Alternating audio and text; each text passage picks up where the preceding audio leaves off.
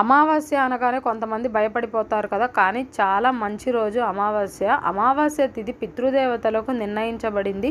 ఈ రోజున దీపారాధన చేసి మన పితృదేవతలను స్మరించుకొని పొంగలి నైవేద్యంగా సమర్పించడం వలన వాళ్ళు సంతృప్తి చెందుతారు. ఈ రోజున మనం చేసే దాన ధర్మాలు కూడా మంచి ఫలితాన్ని ఇస్తాయి. శ్రావణ మాసంలో వచ్చే అమావాస్యను పొలాల అమావాస్య అంటారు. ఈ రోజు నుండి వర్షాలు బాగా పడి పంటలు బాగా పండాలని చెప్పి పూజలు చేస్తారు. అమావాస్య రోజున ఇంటికి నరదిష్టి తగలకుండా నిమ్మకాయలు, గుమ్మడికాయలు లాంటివి కూడా కడతారు. మేము మా ఇంటి దగ్గరలో ఉన్న గంగానమ్మ తల్లికి ఈరోజు నిమ్మకాయల మాల సమర్పించాలనుకుంటున్నాం. ఎందుకంటే ఈ రోజున శక్తి స్వరూపాలను, గ్రామ దేవతలను పూజించడం వలన చాలా మంచి జరుగుతుంది. ఇంకా నిమ్మకాయల దండను ప్రిపేర్ చేసేసుకొని గుడికి కావాల్సిన ఐటమ్స్ అన్నీ తీసుకొని వెళ్ళాము. అమ్మవారు చాలా శక్తివంతమైన దేవత.